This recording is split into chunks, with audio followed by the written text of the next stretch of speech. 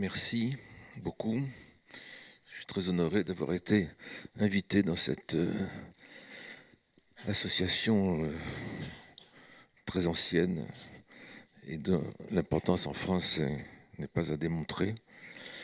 Et je vais essayer de dire quelque chose d'un peu autre que ce qui vient d'être dit, qui, aussi bien le texte de Jean Bobéro que l'intervention d'Alain Policard m'ont en quelque sorte coupé l'herbe sous le pied. Il n'y a plus grand-chose à dire sur la, sur la question. Je me situe dans le droit fil de tous les propos qu'on a entendus jusque-là, évidemment. Et donc, du coup, je vais essayer d'ajouter une petite pierre dans le domaine qui est le mien, enfin disons que je considère aujourd'hui ici comme le mien, c'est le langue d'attaque que je vais utiliser, qui est celui de... Alors, Daniel Boitier m'avait dit qu'il faut insister sur la question de l'émancipation, et c'est de ça que je vais essayer de parler, en faisant référence à une expérience personnelle. D'abord, je vais faire un détour par un philosophe italien, Vico, philosophe considérable en Italie, quasiment, c'est pas étudié en France du tout. Je me rappelle un collègue italien à Nanterre qui m'avait dit un jour, alors à quelle année vous commencez l'étude de Vico? Et j'avais été obligé de lui dire que non seulement on commençait jamais l'étude de Vico, mais que la plupart de mes collègues n'en connaissaient même pas le nom. Bon, c'est un penseur fondamental. Et Vico s'est longuement attardé sur la question de l'émancipation en introduisant une dimension qui a un rapport avec ce que je vais dire ensuite. Vico énonce 4 traits qui caractérisent ce qu'il appelle un processus d'émancipation. Il dit premièrement que l'émancipation tire son origine du refus d'un état de fait. Elle désigne le mouvement par lequel s'ouvre un temps, c'est ça qui est presque le plus important, un temps et un espace irréductible au temps et à l'espace donné. En d'autres termes, elle se propose d'échapper à la répétition du même, ou sur place, en ouvrant un temps dont l'issue est indéterminée, et un espace où les rapports interhumains sont remis à plat et viennent rediscuter tous les rapports préalablement donnés, les hiérarchies, les dominations, et même les rapports en apparence naturels. Deuxième point, l'émancipation est portée par un sujet collectif qui ne lui préexiste pas, mais qui se constitue dans le mouvement qui le porte en avant. Troisièmement, tout mouvement d'émancipation vise à modifier en profondeur les rapports entre les êtres humains et les modifie déjà par sa seule existence, par sa seule apparition réflexive. Et enfin, quatrièmement, on peut aller jusqu'à dire que, dit Vico, que le mouvement et le temps de l'émancipation sont le propre de la temporalité humaine. C'est-à-dire qu'ils ne réalisent pas une nature humaine hypothétique, mais au contraire, ils la manifestent comme n'étant pas une nature, c'est-à-dire comme n'étant jamais figée ni arrêtée. C'est un acte qui ouvre à la pratique un champ indéfini, et on comprend du coup qu'il puisse évidemment effrayer et qu'il fasse l'objet d'une résistance acharnée parce qu'il est susceptible de briser tous les repères, jusque-là tenus pour intangibles. C'est en m'appuyant sur cet ensemble de traits, cette définition de l'émancipation par Vico, qu'on était plusieurs à partager dans le département de philosophie, notamment c'est Georges Navet qui était je tiens à le citer ici au passage, un des grands commentateurs de Vico. C'est en s'appuyant sur cette définition que, en 1989, à l'occasion de ce qu'on appelle l'affaire du voile ou du foulard, peu importe, j'ai été amené à, tout à fait scandalisé et irrité par cette histoire, j'avais été amené à produire un texte dont je vais me livrer ici à la relecture de quelques paragraphes. On va donc se livrer ici à une espèce d'exercice archéologique qui a l'intérêt de de nous permettre de mesurer la distance qu'il y a entre 89 et aujourd'hui. Au fond, les paragraphes que je vais vous lire sont des paragraphes qui datent de 89, et vous allez voir que il est intéressant de voir comment tous les tournants possibles qui étaient évoqués dans ce texte ont tous été pris à l'inverse de ce qui était finalement de ce qui était souhaitable. Ce texte s'intitulait justement, c'est pour ça que j'en parle, la laïcité, pardon, la laïcité comme temporalité. Et c'est cette idée d'une dimension temporelle de l'émancipation sur laquelle je voudrais insister. Il serait naïf de croire, donc disais-je, que la question dite du voile islamique, qui agite une partie de l'opinion publique en France à intervalles réguliers depuis quelques années, puisse être cantonnée à ces termes apparents. L'école, la laïcité, la religion, l'islam redouté dans sa dimension conquérante et ses liens supposés avec les mouvements terroristes. Dès la description du phénomène, la simplicité n'est déjà plus de mise. Portée par un certain nombre de jeunes Françaises, de plus en plus fréquemment, sans qu'on puisse non plus y voir un phénomène de masse, ce voile ne peut être réduit à une signification univoque. Affirmation d'appartenance à une religion, revendication identitaire polémique liée tant à une situation intérieure dégradée qu'à une situation internationale excessivement violente, ou inversement, raidissement communautaire passant par le marquage sexuel des femmes soumises à l'arbitraire de la volonté des pères et des frères, désireux de souligner leur capacité à définir des limites, des zones d'exception par rapport à l'étendue des droits républicains égalitaires, qu'ils continuent à revendiquer néanmoins pour eux-mêmes. Inversement encore, récupération de la protection de façade du voile, soi-disant garant de moralité, par des jeunes filles qui, à l'abri de cette frontière intérieure textile, peuvent s'avancer en terrain ennemi et se mêler à toutes les activités sociales, formatrices et professionnelles, qui leur assureraient alors une émancipation réelle par rapport à la famille, certes ambiguë et peut-être chèrement payée. Superficiel effet de mode, caractérisant une classe moyenne détournant des codes idéologico-politiques au profit de stratégies classiques de redéfinition de l'honorabilité bourgeoise et petite bourgeoise, réinterprétées dans un langage communautaire et permettant de conférer une visibilité aux filles bonnes à marier. Toutes ces interprétations et d'autres ont cours. Aucune ne peut être purement et simplement repoussée. À l'époque où j'écrivais ça, je faisais cours à l'université de Nanterre dans des amphis de 7 à 800 personnes dans le département de psychologie où il y avait un certain nombre de jeunes femmes entièrement recouvertes de tissu noir, on ne voyait rien d'elles, et encadrées par deux frères qui les amenaient au cours et qui les ramenaient ensuite. Et j'étais très heureux qu'elles soient là. Bon. C'était l'époque où je disais que la seule chose qu'il faut interdire à l'école, c'est les boules qui et pas les bon.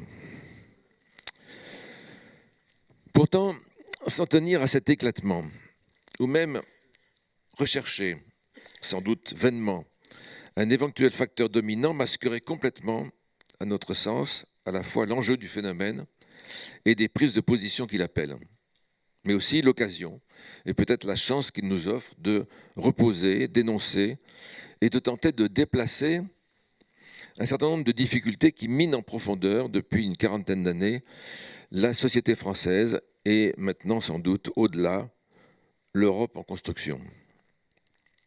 Même si dans cette affaire les singularités françaises sont nombreuses, elles ne l'emportent pas sur le problème commun de la constitution d'un nouvel espace confronté à des choix et à des orientations difficilement compatibles. Communauté des riches visant à la constitution d'une puissance alternative fondée sur une homogénéité morale et idéologique ou articulation de peuples profondément liés par leur histoire et leurs conflits et capables de transformer une hétérogénéité profonde, économique et culturelle, reconnue et assumée, en une politique. Europe WASP ou Euro-Méditerranée. On sait ce qu'il en est devenu. Les successives affaires de voile, toujours déclenchées par des personnels de l'éducation nationale, au nom de principes et jamais en fonction de faits, ne font que révéler la profonde dégradation de la politique d'intégration d'un pays qui n'a pas trouvé le moyen de sortir de manière inventive et productive de sa situation post-coloniale et néocoloniale, et chez lequel les évolutions de la situation internationale ne déclenchent souvent que la répétition de gestes réflexes devenus en partie vides de contenu, défense de la laïcité et du Roquefort. Il nous semble possible de ne pas en rester là, et de telles affaires sont littéralement d'heureuses provocations et des incitations à inventer. Il n'est toutefois pas possible ici d'aborder ce problème dans toute son étendue. Que la loi proposée, mal orientée, intolérante, inutile, et peut-être négative dans ses conséquences, soit votée et maintenue ou non, la difficulté qui en est l'origine n'est pas près d'être réglée et les multiples argumentaires déployés à son sujet sont destinés à resservir. Il ne s'agirait donc dans ces lignes que d'avancer quelques éléments d'analyse sur la question fondamentale de l'intégration et de la crise profonde que la France traverse à cet égard. Je voudrais souligner d'une part que je n'entends pas ici la question de l'intégration en son sens traditionnel, mais que je lui donne une bien plus grande extension, et d'autre part, et inversement, que je me contenterai d'aborder la question par un seul biais, celui de la temporalité propre du politique. L'intégration dont il s'agit, et dont nous vivons dans différents secteurs la crise, n'est pas à mes yeux seulement celle des populations étrangères venues chercher du travail ou un refuge sur le territoire national, puis de leur descendance. Mais c'est aussi l'intégration de ces nouvelles couches générationnelles, soi-disant autochtones, mais qui en réalité débarquent à leur naissance dans les maternités, dans un monde qui leur est littéralement étranger, et qui le leur fait bien savoir, ce à quoi ils réagissent en retour. Au fond, ce sont surtout les maternités qui sont remplies d'immigrés, qui sont soumis aussi, de manière moins visible, à des procédures d'intégration ou d'assimilation plus ou moins autoritaires. C'est en effet des années 60, 1960, que date l'apparition de cette thématique, ou de cette perception de la jeunesse comme entité séparée, dangereuse, hostile, ou au moins à problème. Et c'est aussi de cette année que date l'élection d'une pièce de vêtement comme représentation de ce problème. Le blouson noir est en ce sens un ancêtre du voile. Ce n'est pas un hasard si c'est dans le système éducatif, investi en France, et la France est le seul pays à posséder cette singularité, en fin de compte, très délicate à régler, comme on le dit, d'un mécanisme, comme on le dirait, d'un mécanisme de précision. C'est dans le système éducatif investi en France du monopole de l'opération politique de la reproduction qu'est apparue cette crise révélatrice, profondément liée à la question de l'enseignement, de ses formes et de ses contenus, et donc de ses finalités réelles. En dernière analyse, la question du voile et celle de la pédagogie ne sont que les deux faces d'une même difficulté politique. Cette dernière peut tenir en quelques mots. Renoncement à l'idée de l'intégration, l'enseignement, la production d'appartenance et d'identité, est une tâche historique et politique relevant d'une temporalité propre et d'une temporalité longue, au profit d'une intégration perçue comme attribution ou reconnaissance d'une qualité saisie dans l'instant. Vous êtes français ou vous ne l'êtes pas, vous êtes voilé ou vous ne l'êtes pas, vous êtes bon élève ou vous ne l'êtes pas. Cette essentialisation de l'appartenance est sans doute un point crucial autour duquel se jouera dans les années à venir la possibilité pour la France et pour l'Europe de définir de nouvelles règles, mais aussi de nouvelles coutumes, de nouvelles habitudes permettant de développer des liens sociaux, politiques, économiques, culturels qui échapperaient au double écueil de l'homogénéisation sauvage comme du communautarisme. C'est pourquoi l'affaire qui nous occupe, au-delà de ses aspects mi-sérieux, mi-ubuesques, devrait être considérée comme une intéressante occasion de se montrer inventif et audacieux en matière d'intégration. Le problème réel que dissimule la polémique sur l'interdiction est celui-ci. Le projet d'ensemble d'une société par rapport à ces nouveaux arrivants, qui ne voient plus en eux le moyen de se redéfinir, mais le risque, la menace inquiétante d'un écart par rapport à la répétition du même, renforcée par l'intensification spectaculaire de la plasticité du monde dans le contexte du capitalisme contemporain, dont il est difficile de désigner des secteurs dans lesquels ils n'introduisent pas de bouleversement. Puisque la laïcité est le grand principe toujours invoqué en la circonstance, il semble utile de tenter d'en formuler à nouveau la signification, quitte à faire apparaître le contresens dont elle fait l'objet dans la circonstance.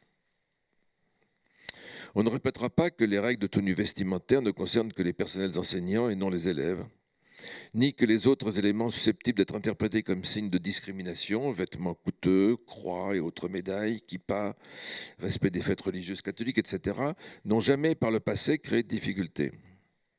L'abandon de la blouse grise, qui était le remède absolu à ces différenciations, s'est effectué discrètement au fil de l'évolution des mœurs et des modes. Il n'y a pas lieu d'y revenir sous peine de ridicule. La laïcité n'a guère à voir avec cette police des costumes, censée exprimer une neutralité républicaine. Tels que les révolutionnaires entre 1791 et 1794 en ont conçu l'esprit, et on sait donc que la lettre du principe ne s'inscrit dans la loi qu'en 1905, elle condense le projet de fondation d'un État de droit, l'idée de laïcité.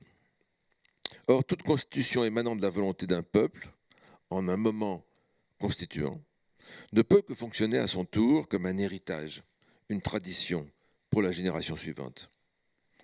Toute république, de par le simple écoulement du temps, est amenée à redevenir un régime d'autorité, sinon autoritaire.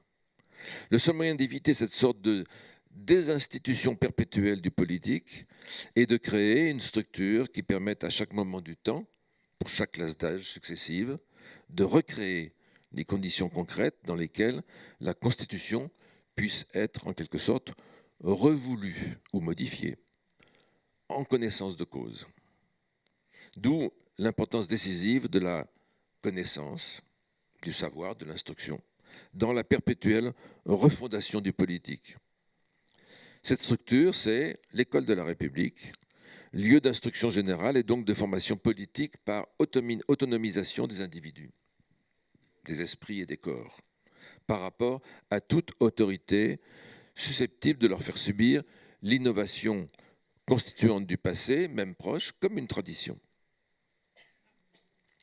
Si le contexte historique de la fin du XVIIIe siècle au début du XXe siècle a conduit à stigmatiser prioritairement l'autorité religieuse, relayée par la famille comme ennemi principal, il ne faut pas oublier que l'esprit d'examen, comme on disait à l'époque des Lumières, l'esprit d'examen ou esprit critique que l'école a pour tâche de développer, cet esprit d'examen vise toute autorité, quelle qu'elle soit, conformant cela au vieil adage kantien, rien n'échappe à la critique de la raison, même pas la raison elle-même.